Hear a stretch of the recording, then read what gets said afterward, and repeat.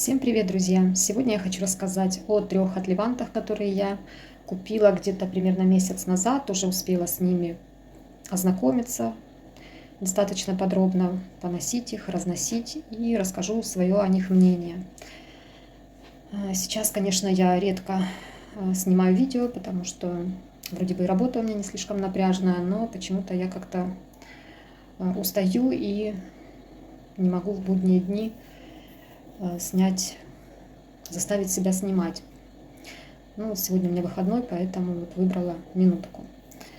Первый отливант. Это бренд Milano Fragrance. Это итальянская ниша, не слишком дорогая, более-менее бюджетная. И я купила 6 мл, потому что запах мне показался достаточно свежим, подходящим для лета. Поэтому взяла 6 мл, чтобы мне хватило попользоваться до конца лета. Учитывая, что у меня много других ароматов, для меня это достаточно, я считаю, много. За глаза хватит, чтобы поносить и сделать свои выводы. Итак, базилика. Это в переводе с итальянского, насколько я понимаю, означает церковь или храм, или какую-то часовню. Чем пахнет этот аромат? Я в нем ощущаю, конечно же, травы. Там в пирамиде тоже, там шалфей, еще что-то. Вставлю пирамиду. В общем, да, какая-то травность в нем ощущается, без сомнения. И действительно можно ощутить вот этот запах каких-то каменных стен или каменного пола. Такой вот прохладный, свежий. Ну, для тех, кто любит такие ароматы с запахом штукатурки, мокрого цемента, что-то такое вот в нем.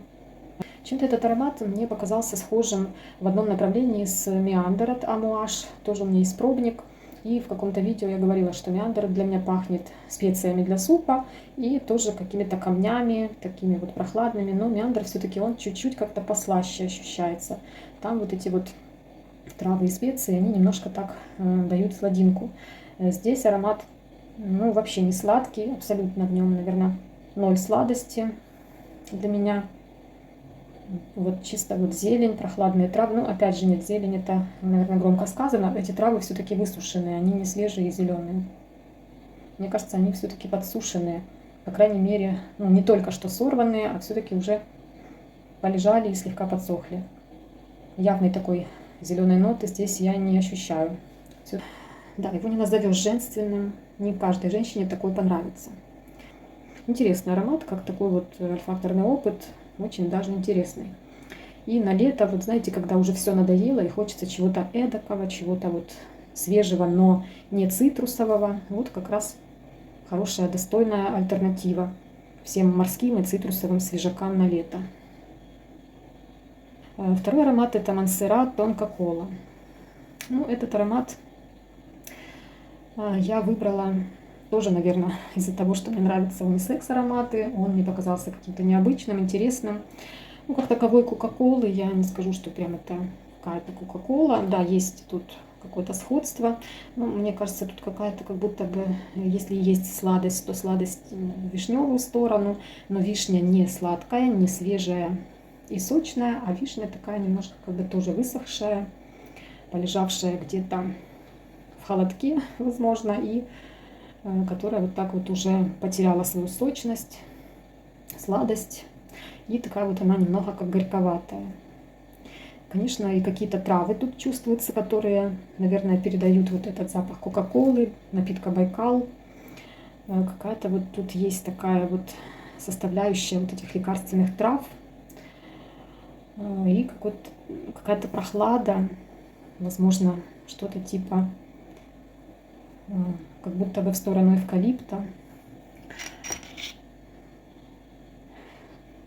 Да, что-то вроде какого-то,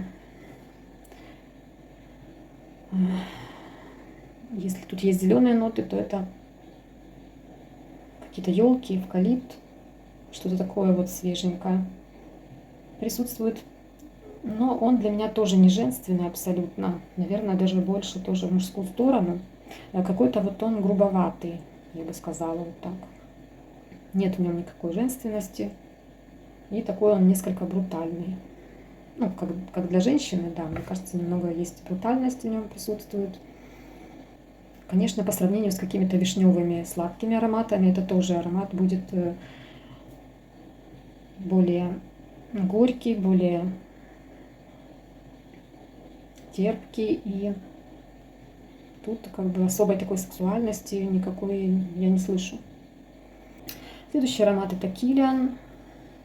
Хорошая девочка стала плохой. Версия Eau Fresh. Я так понимаю, это какая-то новинка этого года, скорее всего.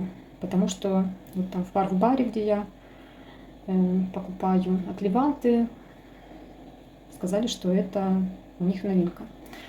Я взяла 3 мл на пробу, и вот этот аромат мне, наверное, ну, не знаю, мне все эти ароматы, в принципе, нравятся, но, наверное, Kilian просто он более женственный, поэтому, наверное, я из этих трех, наверное, все-таки он мой фаворит, потому что присутствует османтус, так же, как, например, в Queen of Sheba тоже он ощущается, но Queen of Sheba, он какой-то более, мне кажется, попроще звучит, здесь все-таки больше переливов каких-то я чувствую, более такой аромат, мне кажется, интересный. Queen of Sheba, он как будто бы упрощенная версия, а этот более звучит богато, как-то имеет какое-то интересное раскрытие. Я не знаю, как звучит классический аромат. Первый, вот этот «Хорошая девочка становится плохой», но это как версия Eau Fresh. Да, действительно, он подходит на лето, он женственный, он вот эта сладость немножко дает ему османтус, но опять же это условная такая сладость, нельзя сказать, что это классическая такая цветочная нота. Она тоже такая для меня горьковатая, какая-то терпковатая слегка. И вот это вот некая табачность, ну вот в сторону, да, какой-то сигаретности, табачности, есть такая тоже тут составляющая. В общем, аромат достаточно женственный, красивый. Думаю, что многим понравится. Он очень стойкий, насыщенный, долго держится в течение дня, как бы, ну, не знаю, часов 5 точно, 5-6, можно его не обновлять. Если так резюмировать, то Milano Fragrance это чисто такая унисексовая свежесть холодных камней и трав. Тонко кола это слегка вишневую сторону, брутально, немного дымно,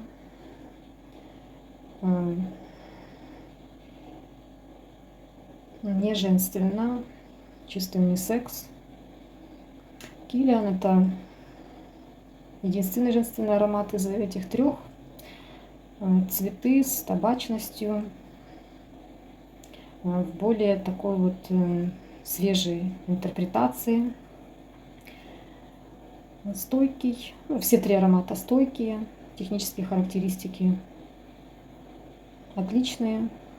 Да, они звучат по-нишевому.